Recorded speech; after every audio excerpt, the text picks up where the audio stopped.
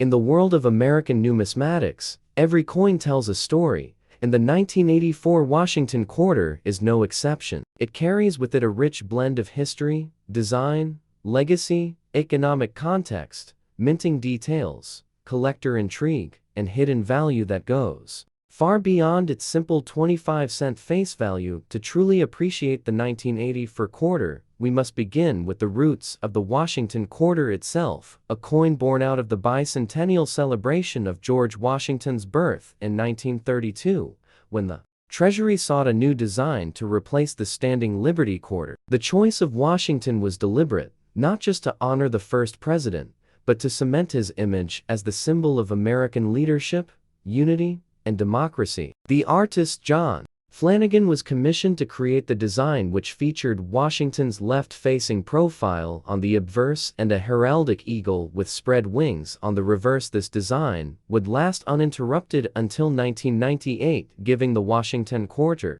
a visual identity that every American knew by heart. And by 1984, this design had been in use for more than 5 decades, making the coin at once familiar yet quietly evolving with each passing year. The 1984 Washington quarter was minted at 3 primary locations: the Philadelphia Mint, the Denver Mint, and the San Francisco Mint. Philadelphia quarters carried no mint mark. Denver quarters were the D mark, and San Francisco quarters carried the S mark, with San Francisco producing the proof coins meant for collectors rather than circulation. In terms of mintage numbers, Philadelphia struck over 676 million, Denver produced more than 546 million, while San Francisco struck just over 3 million proof coins. These high mintage numbers may suggest the coin is common, and indeed in circulation. Most 1984 quarters still hold only their face value. But as collectors know, rarity is not always about total numbers, but about survival conditions, strike quality errors, and varieties. 1984 Washington quarter was struck in a composition of copper nickel clad on a pure copper core, a change introduced in 1965 when silver was eliminated from regular quarters due to rising silver prices. The clad composition gave the quarter its distinctive silvery sheen while keeping production costs low. Yet this shift away from silver still impacts how collectors view post-1964 quarters, since most have no intrinsic metal value. The 1984 quarter must be understood through other numismatic qualities, such as grading errors and historical placement of the fascinating aspects of the 1984 Washington quarter. The state of the United States Mint during the early 1980s. It was a time of high-volume coinage. The American economy was stabilizing after the inflationary 1970 seconds, and the demand for coinage remained strong. The Philadelphia and Denver mints were running full capacity, meaning dies were often overused, leading to weak strikes, die cracks, and misaligned dies. This is where the true collector value of the 1984 quarter emerges in the form of errors and varieties. Some 1984 quarters show doubled dies on the obverse, particularly around the motto "In God We Trust" or on the word "Liberty." Other examples reveal die breaks on the eagle's wings or tail feathers on the reverse, while off-center strikes, broad strikes, and clipped planchets also exist. These anomalies are where ordinary circulation coins cross the threshold into collectible treasure. As collectors often debate the value of the 1984 quarter in high grades, a standard circulated coin remains only worth face value. However, when found in mint state grades, particularly Ms. 65 and above, values rise significantly. According to grading service population reports, the 1984 D quarter in Ms. 67 condition is scarcer than its Philadelphia counterpart and can fetch hundreds of dollars at auction. Proofs from San Francisco, when preserved with deep cameo contrast and perfect surfaces, also command premium prices. A PR70 deep cameo example can be worth several $100s depending on demand. These distinctions between circulation strikes, mint marks, and proof issues form the backbone of numismatic value for this year. From a historical standpoint, the 1984 quarter sits in an interesting position within the long Washington quarter series. It is part of the later clad era, but still predates the radical design change that would come with the state quarters program in 1999, meaning it belongs to a period when Washington's profile and the heraldic eagle still represented American stability, consistency, and trustworthiness to millions of people handling these coins daily. Yet, because it falls into a high mintage non-silver era, it is often overlooked by casual collectors. That is precisely why dedicated numismatists study it so deeply, because within the ocean of billions of coins, even the smallest differences create significant historical and monetary value. The art of coin grading also plays a critical role in appreciating the 1984 Washington quarter. Professional graders look for strike sharpness, luster, contact marks, and eye appeal. The difference between a Ms. 64 and Ms. 67 coin may seem minimal to the untrained eye, but in the market, it can mean the difference between a few dollars and several $100s.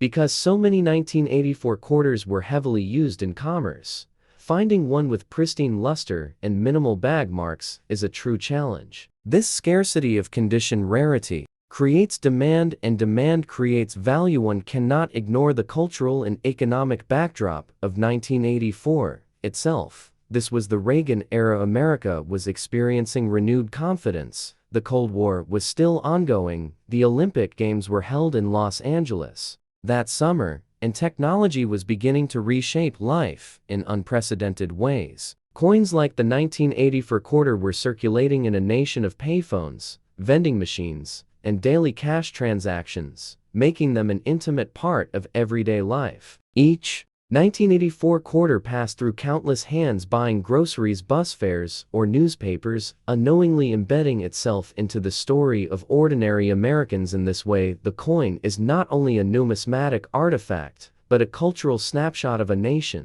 in motion. For collectors today, building a complete set of Washington quarters from 1932 to 1998, the 1984 issue represents a vital link. It is not rare in the absolute sense, but it fills an important chronological role, and collectors who pursue registry sets know that high-grade examples are not easy to secure. The challenge of finding pristine survivors gives the coin a prestige that casual observers may overlook. Ultimately, the story of the 1984 Washington quarter is one of contrasts: massive mintage numbers versus scarce high-grade survivors, common clad composition versus rare error varieties, everyday pocket change versus valuable numismatic treasures. It embodies the legacy of Washington as a national icon, the enduring work of John Flanagan as a designer, and the never-ending pursuit of collectors to uncover hidden gems in ordinary coins.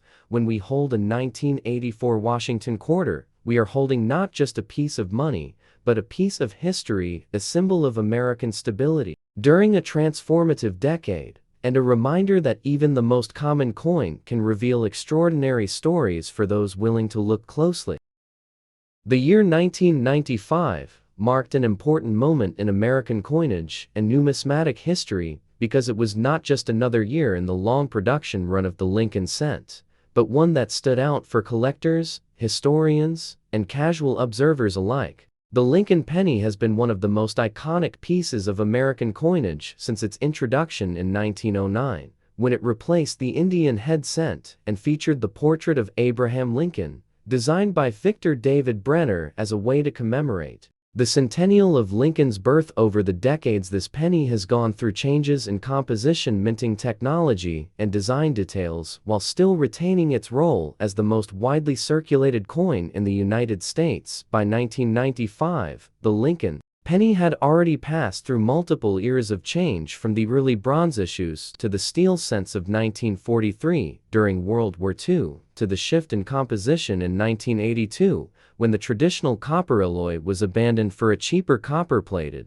zinc format. The 1995 penny comes to us as part of the copper-plated zinc era, meaning that each coin was composed of a zinc core with a thin layer of copper making up its outer surface. The United States Mint began using this composition in 1982. As a cost-saving measure, because the rising price of copper made it too expensive to continue striking 1-cent coins with the old 95% copper alloy. For collectors, this change made the penny less substantial physically and also raised concerns about long-term durability, but from a purely economic standpoint, it was a necessary move. By 1995, the new composition was well established, and millions upon millions of these pennies were being struck at multiple mints, including Philadelphia, Denver, San Francisco, and for special collector issues, the West Point Mintoni. Of the reasons the 1995 penny has become so fascinating is because of the special double die obverse variety discovered that year. In coinage history,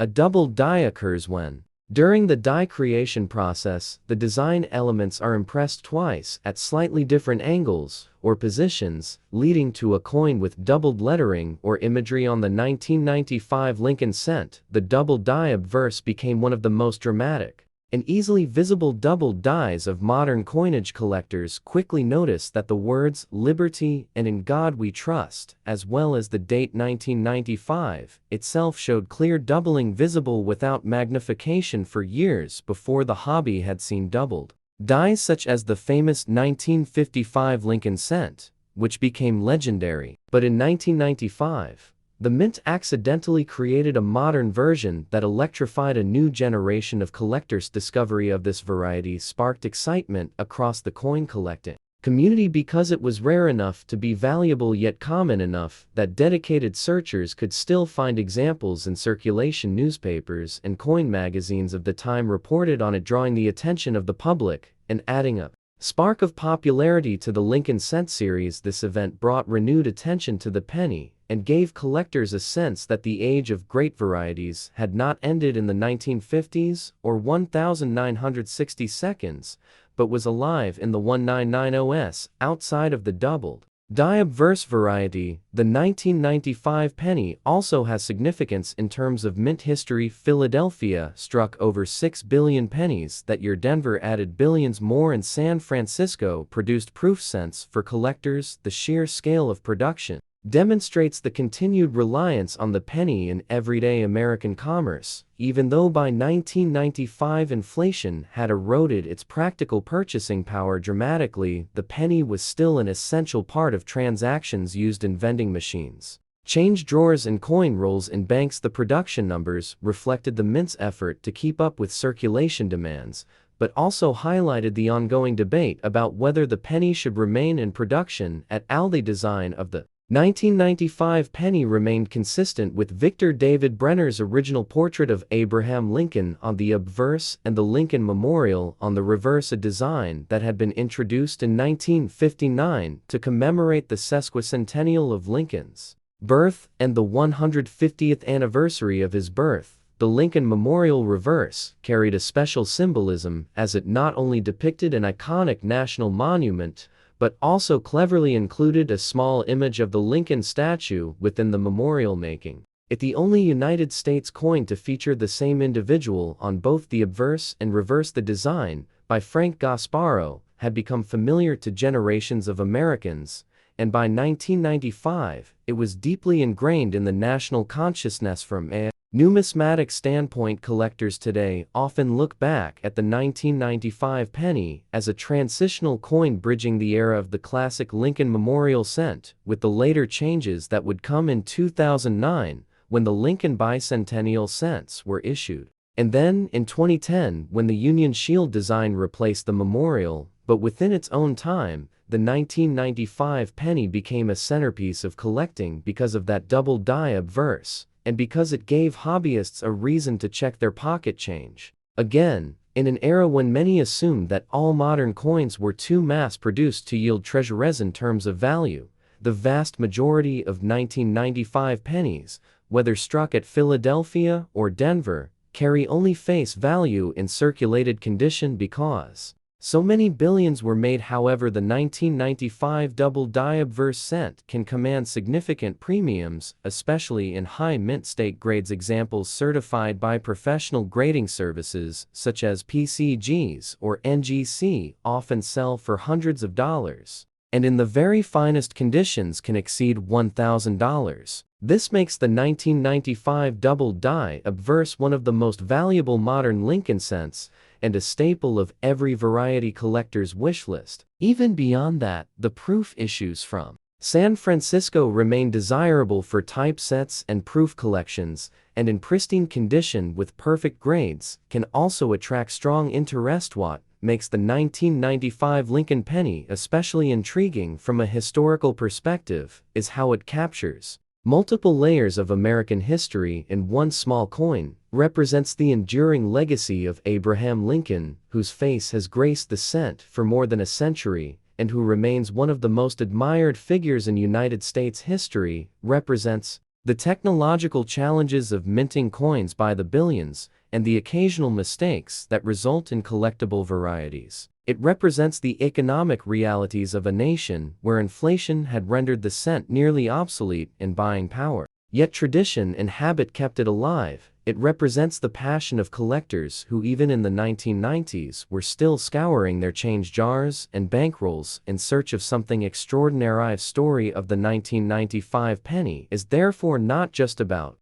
metal and minting presses, but about people, about the ordinary Americans who use these coins every day, about the collectors who cherish them, about the mint employees who struggled to maintain quality control amid massive production quotas, and about the historians who look back and see in a simple coin the reflection of a larger cultural and economic narrative. The 1995 penny is a reminder that even the smallest denomination can carry weighty stories. When one considers the penny in the broader sweep of American coinage history, the 1995 example shows us how tradition, innovation, accident, and public fascination can intersect in unexpected ways. The Lincoln cent may only be worth 1 cent on paper, but in 1995 it was worth much more. In terms of history symbolism and collector excitement, its story is one of continuity and change, of honoring the past, while also creating new chapters for the future, and of reminding us that in our pockets, we carry not just coins, but fragments